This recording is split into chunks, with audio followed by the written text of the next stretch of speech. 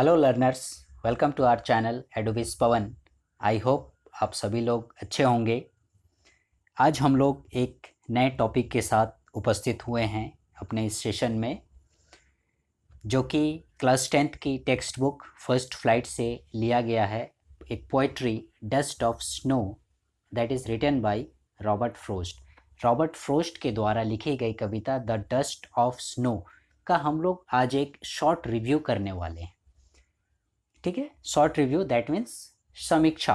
इस कविता में आखिर क्या चीज़ है, क्या कहना चाह रहा है कवि, किन बातों से वो परिचित हमें कराना चाह रहा है, that is a short review, छोटी सी समीक्षा, जिससे कि हमें इस कविता को जानने में, समझने में आसानी होगी, जिससे कि हमें इससे रिलेटेड जो भी क्वेश्चंस पूछे जाएं हम उन्हें आसानी से सॉल्व कर सकते हैं। पोइट्री में क्या है?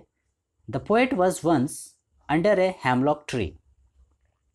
कवि जो है एक बार एक हेमलॉक ट्री के नीचे में रहता है या गुजर रहा था या खड़ा था।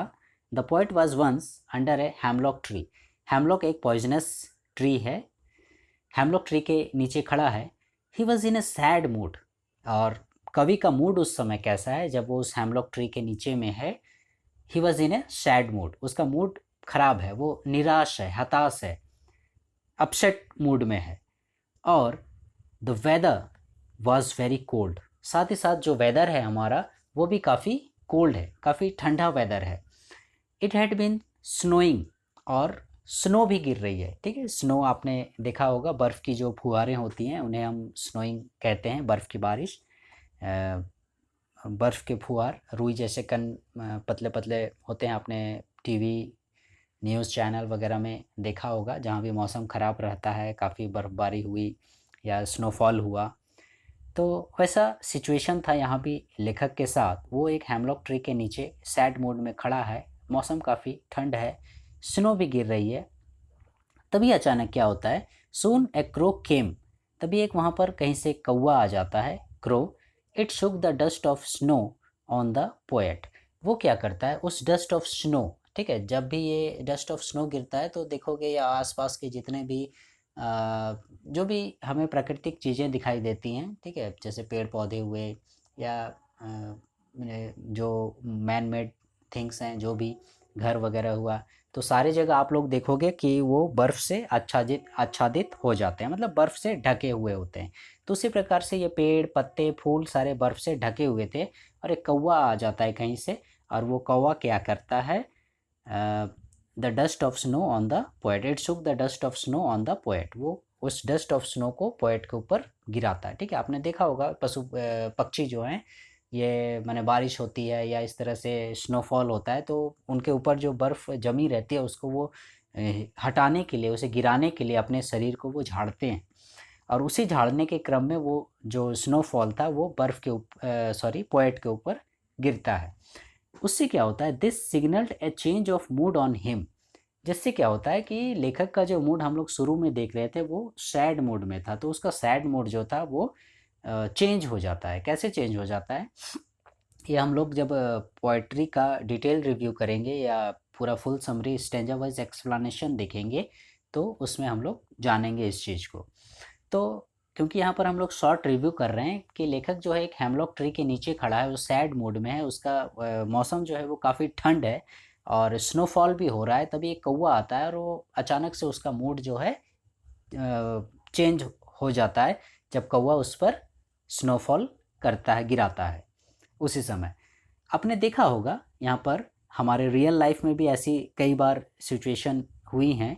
There have been times when we have felt sad, depressed and hopeless. हमारे रोज़मर्रा के जीवन में, या रोज़मर्रा नहीं भी तो कभी कभी ज़रूर आपने ऐसा महसूस किया होगा। कभी आप बहुत ही ज़्यादा सैड रहे होंगे, कभी आप बहुत ही ज़्यादा डिप्रेस्ड रहे होंगे, कभी आप बहुत ही ज़्यादा होपलेस रहे होंगे। ठीक है, मतलब दुखी रहे होंगे, हताश रहे होंगे, निराश रहे होंगे। ठीक है, अब कोई आशा नहीं, कोई खुशी की लहर नहीं, ऐसा आप में रहा होगा। लेकिन but after that something has taken place. तभी अचानक क्या होता है? कुछ ऐसा घटना घटती है या कुछ ऐसी चीज़ घटित होती है, कुछ ऐसा हो जाता है that has changed those sad moments into relief. और वो घटना, वो क्षण क्या करते हैं, हम लोगों में जो सैड मूड था या सैड जो पल थे, वो रिलीफ के पल में बदल जाते हैं, यानी सुकून के पल में, राहत के पल में, खुशी के पल में वो चेंज हो जाते हैं, बदल जाते हैं। कुछ ऐसी घटनाएं घटती हैं, ठीक है। मैं रियल लाइफ से एक एग्जांपल यहाँ पर दे रहा हूँ, इस ताकि आपको इस पोइट्री को समझने में और आसानी हो कि कैसे वो सडनली चेंज ऑफ मूड हो जाता है। जैसे मान लो, वंस आई फेल्ट सैड, एक बार मैं बहुत दुखी था, बहुत मैं दुखी महसूस कर रहा था। When I was rejected for a job, कब मैं दुखी महसूस कर रहा था, जब मुझे जॉब के लिए मैंने कहीं अप्लाई किया था और मुझे उस जॉब से रिजेक्ट कर दिया गया, मेरा किसी कारण से सिलेक्शन वहाँ पर नहीं हो पाया। बट आफ्टर एन आवर और सो, लेकिन कुछ ही घंटों के पश्चात क्या होता है, आई गॉट ए टेलीफोन, तभी मुझे एक टेलीफोन आता है। जब मैं दुखी था, मैंने पछता रहा था या मैं अफ़सोस कर रहा था क्यों मेरा सिलेक्शन नहीं हुआ, मैं बहुत दुखी था, ठीक है, मेरा क्या होगा आगे, मैं क्या करूँगा, पूरा दिन मेरा बर्बाद होने वाला था, मुझे पता नहीं चल रहा था कि मैं कैसे मैंने अपने आप को सँभालूँ। तभी अचानक से एक फ़ोन आता है और उस फ़ोन के द्वारा I was asked to join another job, मुझे पूछा जाता है कि आप हमारे यहाँ जॉब करोगे। दैट मीन्स मैंने दूसरी जगह भी अप्लाई किया था और वहाँ से मुझे जॉब के लिए ऑफ़र आ जाता है। तो ये टेलीफ़ोन मने आना, टेलीफ़ोन का आना मतलब टेलीफ़ोन की घंटी बजना या मेरा टेलीफ़ोन रिसीव करना जो है, यहाँ से क्या होता है, मेरा सडनली मूड चेंज हो जाता है। ठीक उसी प्रकार से जैसे लेखक के ऊपर रॉबर्ट फ्रोस्ट के ऊपर ये हेमलॉक ट्री से जो कौवा आपका डस्ट ऑफ स्नो गिराता है, ठीक है, शुक डाउन, वो गिराता है, तो उससे क्या होता है, लेखक का, पोएट का मूड चेंज हो जाता है। जो पहले सैड मूड में था, जो पहले दुखी था, वो दुखी अब क्या होता है, हो जाता है, वो खुश में बदल जाता है, वो खुश हो जाता है, ठीक है। दैट मीन्स बाकी जो उसका समय, बाकी जो उसका दिन उस दुख के कारण बर्बाद होने वाला था, वो समय और दिन बर्बाद होने से बच जाता है। दैट मीन्स लेखक में पॉजिटिविटी आती है, वो पॉजिटिव सोचता है, वो खुश हो जाता है। आई होप आप लोगों को ये शॉर्ट रिव्यू पसंद आया होगा और आगे आप लोग फुल स्टडी के लिए, पूरी पोइट्री को पढ़ने के लिए, स्टैंजा वाइज एक्सप्लेनेशन के लिए हमसे जुड़े रहिएगा।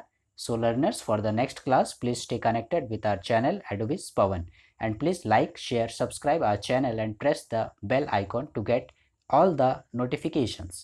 Thank you.